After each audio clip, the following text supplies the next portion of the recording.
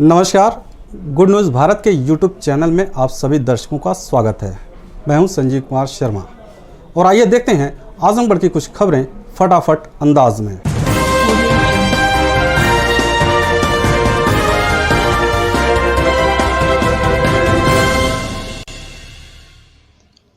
मौलानीपुर society के पास 65 वर्षीय वृद्ध की गोली मारकर हत्या से मचा हड़कंप। पुलिस मौके पर पहुंचकर जांच में जुटी। तरवा थाना क्षेत्र के मौलानीपुर सोसाइटी के पास दोपहर 12:30 बजे के करीब किसी विवाद को लेकर एक वृद्ध की गोली मारकर हत्या कर दिए जाने से क्षेत्र में पूरी तरह हड़कंप मच गया। तरवा थाना क्षेत्र के मौलानीपुर सोसाइटी के पास 65 वर्षीय सखराज यादव पुत्र स्वर्गीय अभिराज यादव की आज दोपहर 12:30 बजे के करीब हौसला बुलंद अपराधियों ने ताबड़तोड़ गोली मारकर हत्या कर दी, जिससे उनकी घटना स्थल पर ही मृत्यु हो गई। तात्कालिक मिल रही जानकारी के अनुसार जमीन संबंधित विवाद में इनकी हत्या किए जाने की आशंका व्यक्त की जा रही है। आपको बता दें, ये घटना नवागत तरवा थाना अध्यक्ष के लिए एक बड़ी चुनौती होगी, क्योंकि अभी उन्हें चार्ज संभाले मात्र 2 दिन ही हुआ है। तभी अपराधियों ने उनके सामने एक कठिन चुनौती प्रस्तुत कर दी है और वृद्ध की गोली मारकर हत्या कर दी गई है। आजमगढ़ डीएम राजेश कुमार ने जिले में 19 नए कंटेनमेंट जोन बनाए जाने की घोषणा की। जिलाधिकारी ने बताया कि कंटेनमेंट जोन के निर्धारण के संबंध में दी गई व्यवस्था के अनुसार जनपद के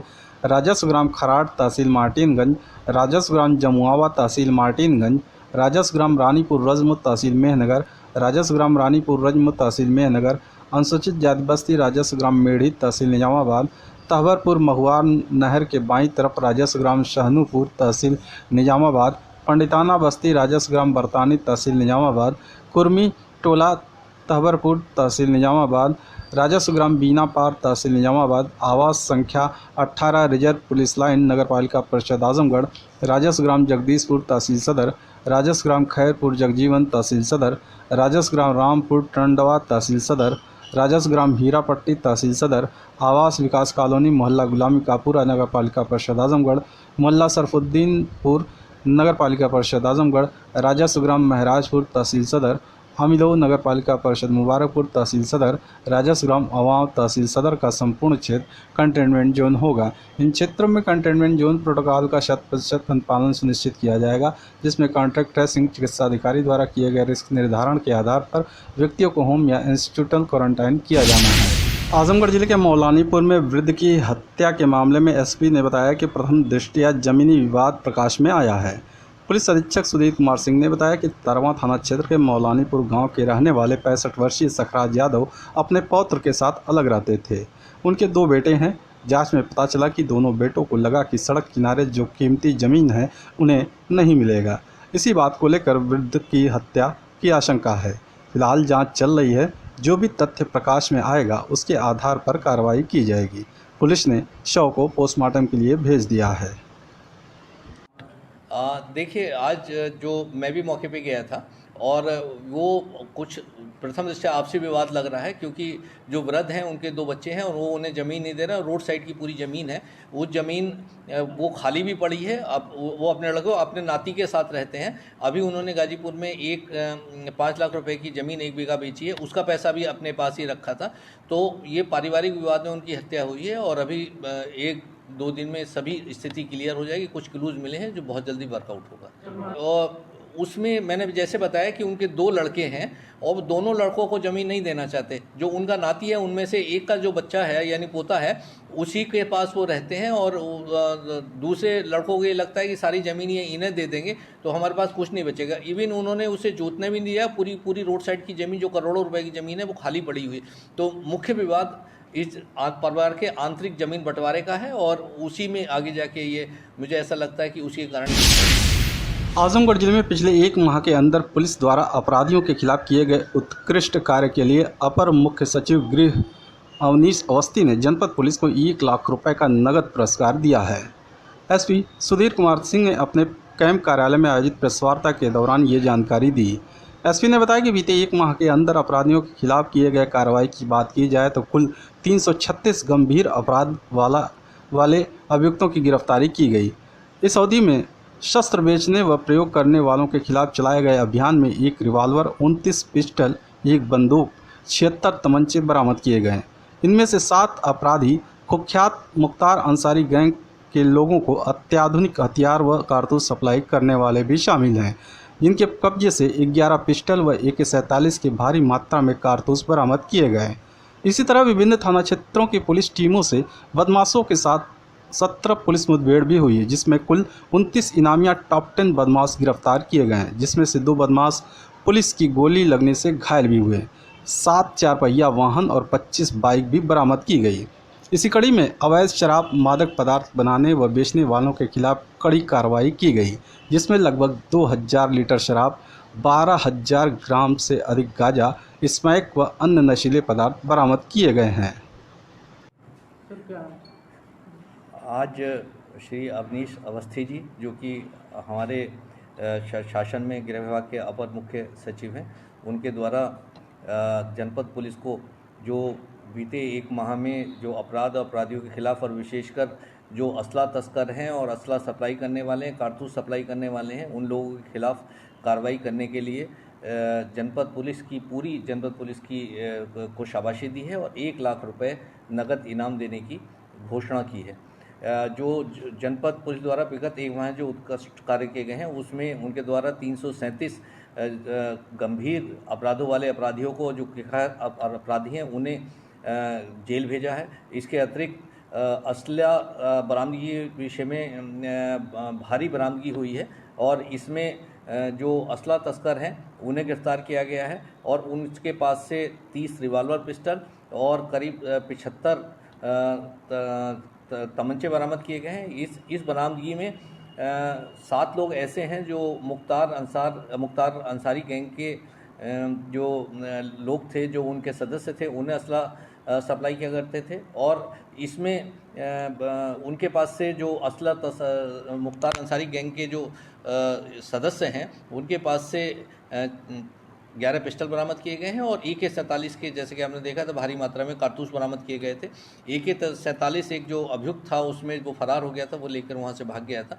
इसके अतिरिक्त जनपद पुलिस द्वारा बदमाशों से 17 पुलिस मुठभेड़ हुई हैं, जिसमें 29 कुख्यात इनामी बदमाश, टॉप 10 बदमाश और हिस्ट्री शीटर्स गिरफ्तार किए गए हैं। भारी मात्रा में अवैध शराब की बरामदगी हुई है, नशीले पदार्थों की बरामदगी हुई है और इस 1 महीने में जनपद की पूरी पुलिस टीम द्वारा एकजुट होकर कार्य किया गया है और जिससे जो शांति व्यवस्था है जनपद में बनी है, कानून व्यवस्था बनी है और आगे भी मुझे पूरा विश्वास है कि हमारी जनपद की पूरी टीम जो इनाम अपर मुख्य सचिव महोदय द्वारा दिया गया है, उससे उत्साहित होकर और अच्छा कार्य करेंगे। भाजपा के प्रदेश अध्यक्ष स्वतंत्र देव सिंह ने आजमगढ़ कार्यकर्ताओं को आत्मनिर्भर भारत और पंडित दीनदयाल उपाध्याय पर आयोजित वेबिनार को वीडियो कॉन्फ्रेंसिंग के माध्यम से किया संबोधित।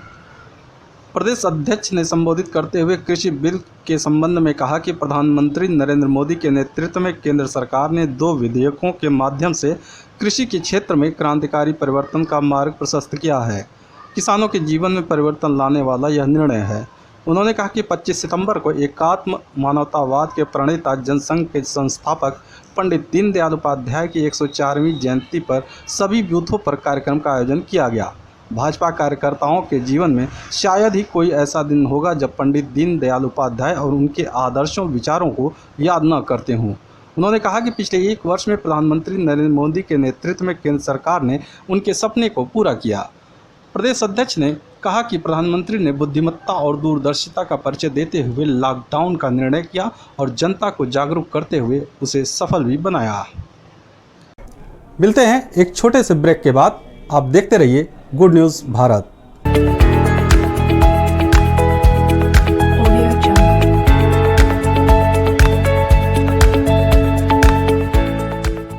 ब्रेक के बाद एक बार फिर आपका स्वागत है। आइए देखते हैं आजमगढ़ की खबरें फटाफट अंदाज में। आजमगढ़ द प्रेस क्लब का एक प्रतिनिधिमंडल बीमार चल रहे वरिष्ठ पत्रकार शंकर गिरी से उनके आवास पर मुलाकात कर अंग वस्त्र व सम्मान राशि 11,000 रुपये देकर आर्थिक मदद की। बता दें कि शहर के फराशटोला निवासी शंकर गिरी वर्ष 1980 से पत्रकारिता से जुड़े हुए हैं।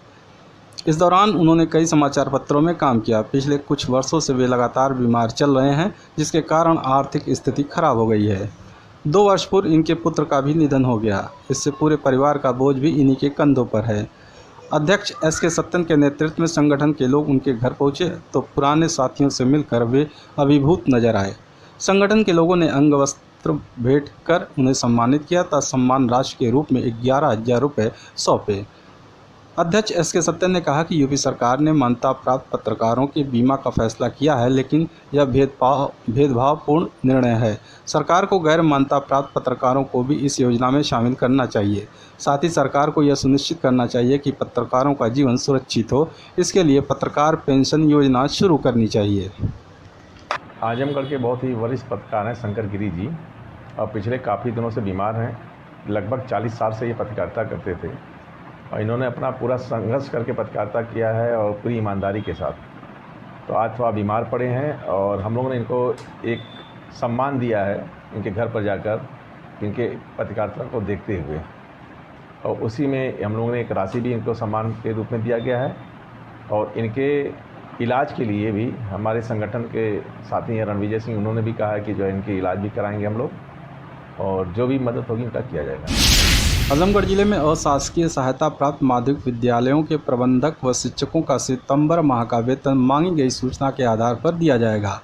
DIOS डॉक्टर VK शर्मा ने दी जानकारी। बता दें कि जिले में माध्यमिक से कुल 764 विद्यालय संचालित है, जिसमें राजकीय विद्यालय 23, अशासकीय सहायता प्राप्त विद्यालय 97 व वित्त विहीन विद्यालय 644 शामिल हैं। बीते दिनों शासन ने अशासकीय सहायता प्राप्त विद्यालयों में तैनात शिक्षकों के शैक्षिक अभिलेखों की जांच के आदेश जारी किए थे। जांच चल रही है। इसी बीच शासन ने इन स्कूलों का डेटाबेस तैयार कराना भी शुरू कर दिया है।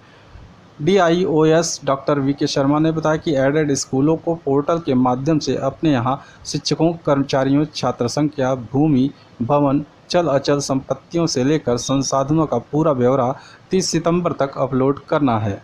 इस कार्य में लापरवाही या फिर विवरण में गलती पाए जाने पर स्कूलों की जिम्मेदारी तय करते हुए उनके खिलाफ कार्रवाई की जाएगी।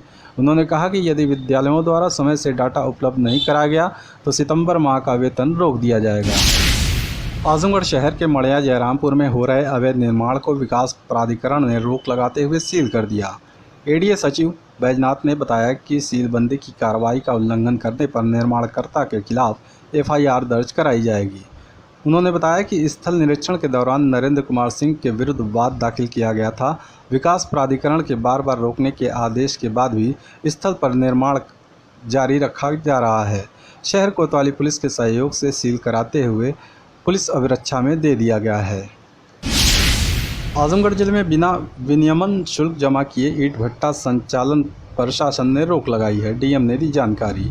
जिलाधिकारी ने बताया कि बिना ब्याज के विनियमन शुल्क जमा करने की अंतिम तिथि 31 मार्च के स्थान पर 31 मई निर्धारित की गई थी। मुख्यमंत्री की मंडलीय समीक्षा में यह तथ्य प्रकाश में आया कि अधिकांश ईंट भट्टा संचालकों ने विनियमन शुल्क जमा नहीं किया है, जिससे शासन को प्राप्त होने वाली राजस्व प्रभावित हुई है। उन्होंने बताया कि यदि कोई ईंट भट्टा स्वामी बिना विनियमन शुल्क जमा किए एवं अनुमति पत्र के संचालित करता है तो संबंधित के विरुद्ध विधिक कार्रवाई अमल में लाई जाएगी। बताया कि ईंट भट्टा सत्र 2020-21 माह अक्टूबर से प्रारंभ होगा, जिसके अंतर्गत विभिन्न श्रेणी के साधारण भट्टे और जिग जैग संचालित होंगे। शासन ने यह भी निर्देश दिए गए हैं कि ईंट भट्टों से बकाया संपूर्ण धनराशि जमा करने के बाद ही संचालन की अनुमति प्रदान की जाए।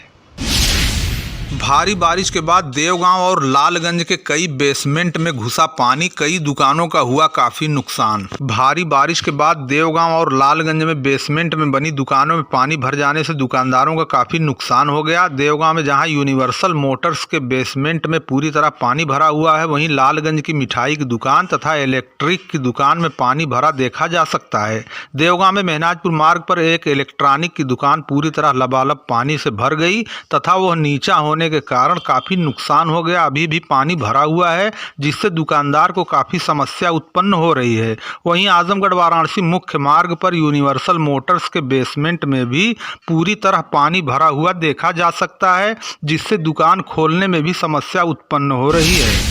सलाहरा में कंटेनमेंट जोन के नागरिकों का दर्द, न सब्जी मिल रही है न दूध, परिजन काफी परेशान। पिछले दिनों सलाहरा गांव में एक महिला के कोरोना पॉजिटिव मिलने के बाद लेखपाल अशोक कुमार सिंह, ग्राम प्रधान मोहम्मद आरिफ तथा कोटेदार अब्दुल वदूद ने शासन की मंशा के अनुरूप गांव को कंटेनमेंट जोन घोषित किए जाने के बाद आंशिक रूप से सील तो करा दिया, लेकिन यहां अब न तो दूध वाले आ रहे हैं और न ही सब्जी वाले, जिससे घर की महिलाएं तथा बच्चे काफी परेशान हैं। गाँव निवासी इरफान अहमद ने बताया कि मरीज को लेकर पुरुष तो अस्पताल में है, लेकिन जो घर पर महिलाएं और बच्चे हैं उन्हें काफी समस्याओं का सामना करना पड़ रहा है, क्योंकि यहाँ न तो सब्जी वाले आ रहे हैं कि सब्जी मिल सके और न ही दूध वाले दूध दे रहे हैं कि बच्चे दूध पी सकें। गांव के मिर्जा यूसुफ बेग ने कहा कि अब तो अखबार वाले भी अखबार नहीं दे रहे हैं जिससे कि कोई समाचार मिल सके। ग्रामीणों ने मांग की है कि प्रशासन को व्यवस्था करनी चाहिए कि यहाँ दूध और सब्जी आदि उपलब्ध हो सके। ग्राम सभा सलाहरा में एक कोरोना पॉजिटिव पाने की वजह से प्रधान मोहम्मद आरिफ, लेखपाल अशोक, कोटेदार वदूद आकर सब घेराबंदी कर दिए हैं। घर के अंदर सिर्फ औरतें हैं, मर्द कोई नहीं है, सब लोग हॉस्पिटल में हैं। और जो है न खाने की कोई व्यवस्था है, न सैनिटाइज़र है, न मास्क है, कोई व्यवस्था नहीं है। घर की औरतें क्या करें, कहाँ जाएं? एनएचएआई की लापरवाही से देवगांव हाईडिल के पास फंसे 2 ट्रक, एक ट्रक पलटने के कगार पर। अर्धनिर्मित एनएचएआई की लापरवाही से आज पुनः 2 ट्रक देवगांव हाईडिल के पास बुरी तरह फंस गए, जिसमें एक ट्रक पूरी तरह पलटने की स्थिति में पहुंच चुका है, जो पलट भी सकता है। मार्ग के अंतिम छोर पर हो गए गड्ढे में कोई ठोस सामग्री न गिराने से मिट्टी बरसात के बाद पूरी तरह नम हो गई, जिससे वाहन क्रॉसिंग के समय उपरोक्त ट्रक बुरी तरह फंस गया। यदि जरा सा और आगे निकलने का प्रयास चालक करता तो निश्चित रूप से ये ट्रक पलट गया होता।